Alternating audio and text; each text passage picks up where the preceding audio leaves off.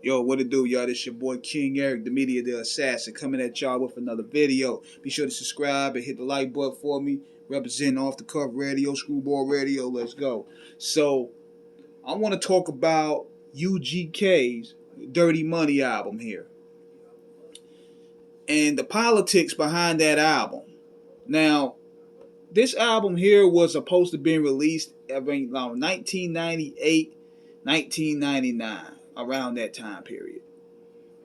But due to delays, record label disagreements, the album never really came out to like 2001. And let me explain to y'all why.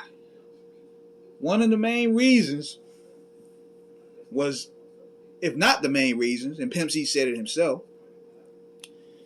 is because the label didn't want to pay him. He said, in quote, "No record till Whitey paid me" on Big Pimpin'. Then he also said, "Everybody want to know why the album was late. I was waiting on Whitey to get my paper straight." He said that on Don't Say Ish. He basically said a lot of them lines. He said, "I ain't rapping on Ish till money is in my hand." But see,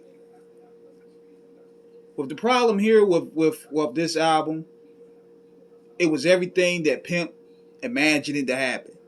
This is why he didn't want to do the Big Pimpin' record in the first place, because he said it sounded like a pop record. He was already comfortable with his regional fan base. UGK had a solid street origins fan base. They were going to go gold every time. He was good on that. So when Jay-Z called him to do the record, he automatically dismissed it. He was like, "Man, I don't want to do this record. It sounds like a pop record."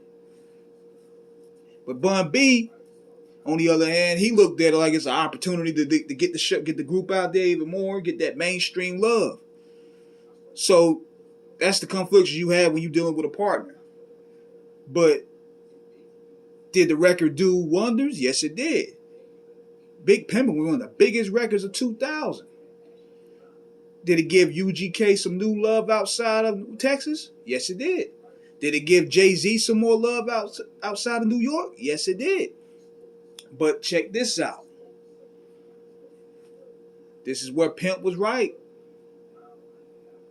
The label now saw the success of Big Pimpin', and they like, "Look, we're going to need more records like that.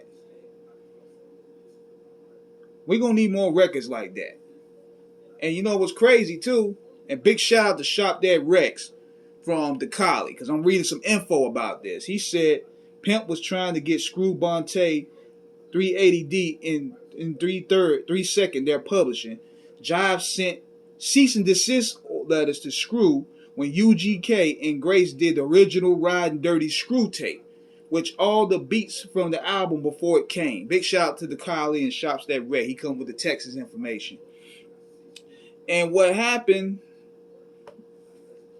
on top of that, they didn't even get their plaque. Pimp C said himself, "We didn't even get our plaque for that record."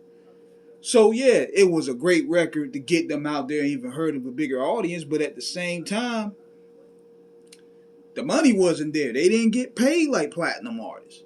Plus the UGK record itself, you could tell it was rushed just to get out of a contract, because some of them songs was even throwaways from different soundtracks, and even the Jermaine Dupri feature was forced. Even, what's the name of that song? "Take It Off." That was off a movie soundtrack. Like a lot of this, I mean, the album was good, but it was something that was just put together just to honor a contract. You could tell that there was problems going on dealing with that record.